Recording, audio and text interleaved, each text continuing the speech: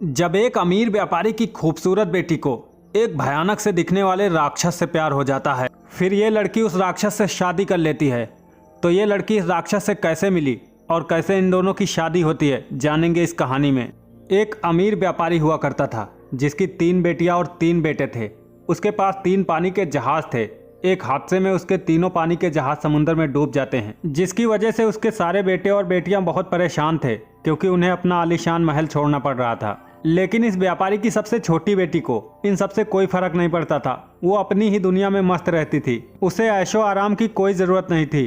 और इस लड़की का नाम बेल था। अब एक दिन व्यापारी अपने सभी बच्चों को बताता है, गवर्नमेंट को हमारी डूबी हुई शिप मिल गई है, उन्हें लेने के लिए मैं शहर जा रहा हूँ। तो बताओ वापस आते हुए मैं तुम सबके लिए क्या ले आऊँगा। ये बात सुनते ही व्यापारी की सभी बेटियां बहुत खुश हो जाती हैं और उससे महंगी महंगी चीज लाने के लिए बोलती हैं। लेकिन उसकी सबसे छोटी बेटी बेल उससे बोलती है, डैडी आप सिर्फ मेरे लिए एक गुलाब का फूल ले आना, यही मेरे लिए बहुत है। अब व्यापारी अपने एक बेटे के साथ शहर पहुंच जाता है, जहां पर गवर्नमेंट ऑफिसर उसे बताता है कि तुम्हारी शिप अब तुम्हें नहीं मिल सकती, गवर्नमेंट ने उसे अपने कब्जे में ले लिया है। ये बात सुनते ही व्यापारी काफी ज्यादा निराश हो जाता है। अब वो वापस घर आने के लिए मुड़ता है तो उसका बेटा वहां पर नहीं था। अब अपने बेटे को वहां न पाकर व्यापारी काफी ज्यादा परेशान हो जाता है और उसे ढूंढता हुआ एक बार में पहुंच जाता है। यहाँ पर व्यापारी के लड़के का नाम सुनते ही कुछ लोग उसे अपनी गन पॉइंट पर ले लेते हैं, क्योंकि व्यापारी का लड़का इन लोगों से बहुत सारे पैसे लेकर भाग गया था। इसीलिए ये लोग व्यापारी से अपने पैसे मांग रहे होते हैं, लेकिन व्यापारी इन लोगों को समझाते हुए वहां से निकल जाता है। काफी ढूंढने के बाद जब व्यापारी को उसका बेटा नहीं मिलता तो वो सोचता है शायद मेरा बेटा घर चला गया होगा। इसीलिए वो अपना घोड़ा लेकर घर की ओर निकल पड़ता है। चूंकि रास्ते में काफी ज्यादा बर्फबारी हो रही थी, इसीलिए व्यापारी का घोड़ा फिसल कर गिर जाता है और अब व्यापारी की भी हालत काफी ज्यादा खराब हो चुकी थी। इसीलिए वो अपने घोड़े को वहीं छोड़कर अकेला ही निकल पड़ता है। काफी दूर चलने के बाद व्यापारी को एक महल मिलता है, जहां टेबल पर बहुत सारा खाना रखा हुआ था। उसी के साथ बहुत सारी चीजें भी थी, जिनमें से उसकी बेटियों के द्वारा मंगाई गई सारी चीजें थी। अब व्यापारी अपने बच्चों द्वारा मंगाई गई सारी चीजें वहां से उठा लेता है। तभी व्यापारी का घोड़ा भी वहां आ जाता है, जिसे देखकर व्यापारी बहुत खुश होता है। अब व्यापारी अपने घोड़े पर सारा सामान लाद कर आगे के लिए निकल पड़ता है। जैसे ही व्यापारी थोड़ा आगे बढ़ता है, उसे गुलाब के फूल दिखाई देते हैं।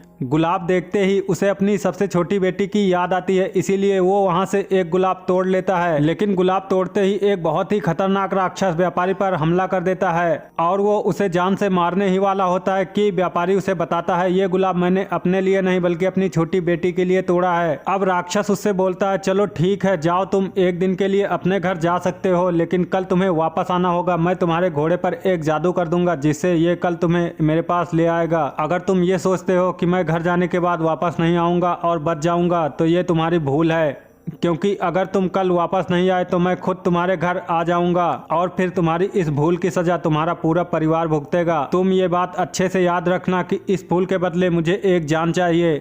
अब व्यापारी अपने घर पहुंचकर ये सारी बातें अपने बच्चों को बताता है, साथ ही उनसे ये भी कहता है, तुम लोगों की सेफ्टी के लिए कल मुझे उस राक्षस के पास वापस जाना होगा। अपने पिताजी की सारी बातें सुनकर उसकी छोटी बेटी बेल सोचती है कि शायद इस सब की जिम्मेदार मैं हूं। अगर मैं पिताजी से वो फूल लाने ना बोलती तो ये मुसीबत उनके गले ना पड़ती। इसीलिए अगली सुबह बेल अपने पिताजी को एक कमरे में बंद करके उनका घोड़ा लेकर उस जंगल की तरफ निकल जाती है। अब जंगल में काफी आगे निकल जाने के बाद उसे आगे का रास्ता बंद मिलता है, इसीलिए वो अपने घोड़े के कान में चुपके से कहती है, मुझे उस राक्षस के पास ले चलो। इसके बाद जंगल का रास्ता अपने आप खुल जाता है और बेल उस महल तक पहुंच जाती है। अब बेल उस महल में घूमने लगती है, लेकिन उसे इस महल में कोई भी नहीं मिलता। अब बेल को इस महल में एक कुआं दिखाई देता है, इसीलिए ये उस कुएं में अपने जख्मी हाथ धोने लगती है। अब जैसे ही बेल उस कुएं में अपने जख्मी हाथ धोती है, उसके हाथों के जख्म अपने आप ठीक हो जाते हैं। अब महल में आगे बढ़ने के बाद बेल को एक बहुत ही खूबसूरत ड्रेस दिखाई देती है, जिसे कि वो पहन लेती है। इस ड्रेस को पहनने के बाद बेल बहुत ही ज्यादा खूबसूरत लगती है।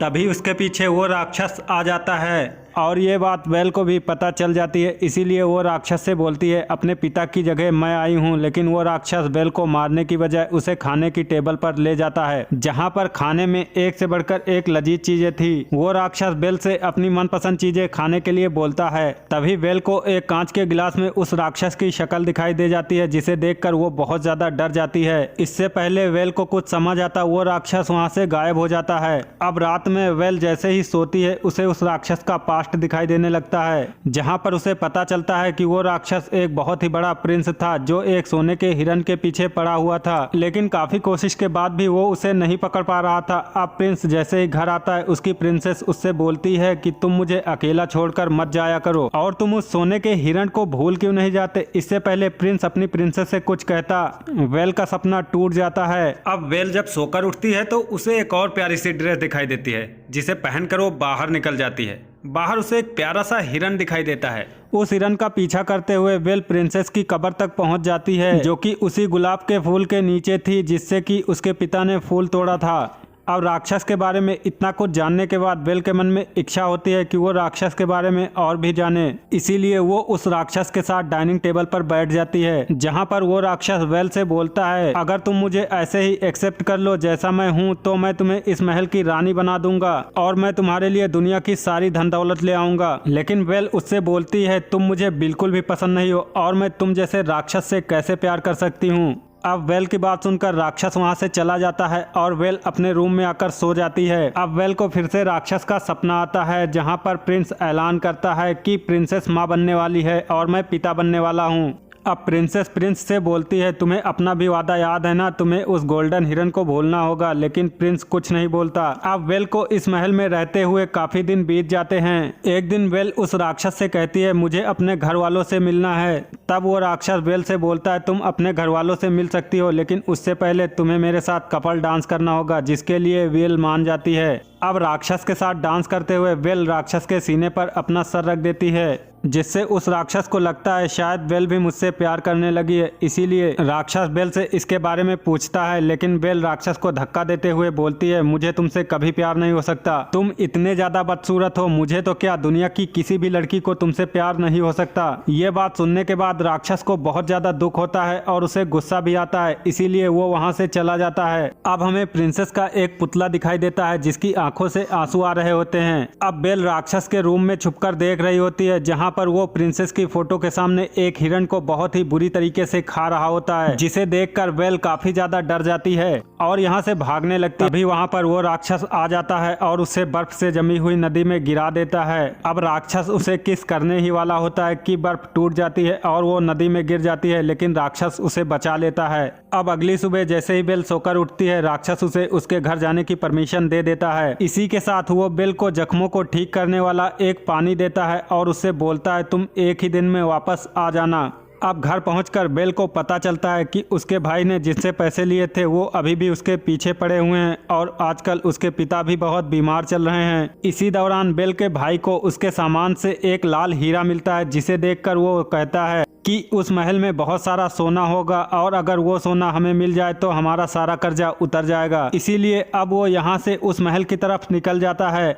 अपने पिता के साथ सोते हुए वेल को उसी राक्षस का सपना आता है, जहां पर इस बार प्रिंस को वो सोने का हिरन मिल गया था और वो उस हिरन का शिकार भी कर लेता है। लेकिन तीर लगने पर हमें पता चलता है कि वो कोई सोने का हिरन नहीं था, बल्कि उसकी ही प्रिंसेस थी, जो कि उसे बताती है वो एक ऐसी हिरन थी जिसमें इंसानों में बदलने की पावर थी। इसीलिए वो प्रिंस को हिरन का शिकार करने से मना करती थी और वो इंसानों की दुनिया में अपने लिए सच्चा प्यार ढूंढने आई थी, जो कि उसे प्रिंस के साथ हुआ। लेकिन प्रिंस उसके सच्चे प्यार को नहीं समझ पाया। प्रिंस के पिता, जो कि हेवन के राजा थे, वो प्रिंस को श्राप देते हुए उसे एक राक्षस में बदल देते हैं और अब तुम्हारा असली रूप तभी वापस आएगा जब कोई खूबसूरत लड़की तुमसे सच्चा प्यार करेगी। अब बेल का भाई अपने कर्जदारों के पास पहुंचकर वो हीरा दिखाते हुए कहता है, मैं तुम्हारा सारा कर्जा भी उतार दूंगा, साथ ही तुम सबको माला माल कर दूंगा। अब अगली सुबह जब बेल की आंख खुलती है तो वो अपने पिता को जख्मों को ठीक करने वाला पानी पिला देती है।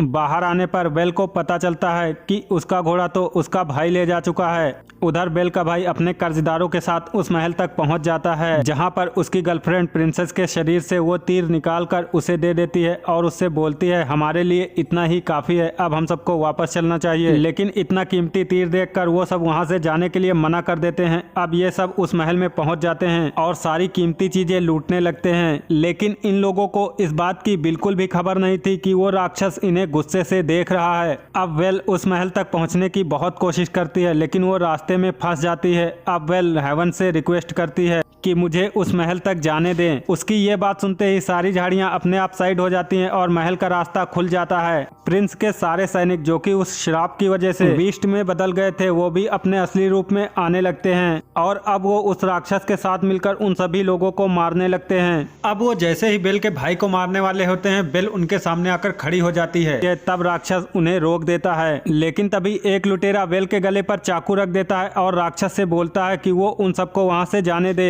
अब वेल के गले से खून निकलकर जमीन पर गिरता है, जिससे वहां पर बहुत सारे गुलाब के फूल उगाते हैं। इसीलिए वो लुटेरा उन फूलों को देखने लगता है। अब वेल मौका मिलते ही वहां से भाग जाती है। अब वो राक्षस फिर से उन सबको मारने वाला होता है, लेकिन बेल फिर से उसके सामने आ जाती है और उससे बोलती है इन सबको यहाँ से जाने दो, क्योंकि अब मैं तुम्हारे पास आ गई हूँ और तुम्हें छोड़कर कभी नहीं जाऊंगी। तब तक वो लुटेरा वही सोने का तीर राक्षस के सीने में घुसा देता है। राक्षस के सीने में तीर घुसते ही वहाँ की सारी हरियाली खत्म होने लगती है और वो सभी जादुई जड़ें सभी को पकड़कर मार रही होती हैं। साथ ही ये जड़ें राक्षस को भी मारना चाहती हैं, लेकिन बेल अपने भाई के साथ राक्षस को उस महल में ले आती है, जहाँ पर वो उसे उसी पानी में डालकर उसके सीने से तीर निकाल देती है। तीर निकलते ही राक्षस होश में आ जाता है, जिसके बाद बेल राक्षस से अपने प्यार का इजहार करती है। बेल के प्यार का इजहार करते ही वो सारी जादुई शाखाएं वहां से गायब हो जाती हैं और वो राक्षस भी प्रिंस के रूप में आ जाता है। जिसके बाद सीन शिफ्ट होता है और एक औरत अपने बच्चों से कहती है ये कहानी हमारी और तुम्हारे पिताजी की थी। और इसी के साथ ये कहानी यहीं पर खत्म हो जाती है। इसी तरीके की और भी इंटरेस्टिंग कहानियां सुनने के लिए चैनल को सब्सक्राइब करके वीडियो को लाइक करें।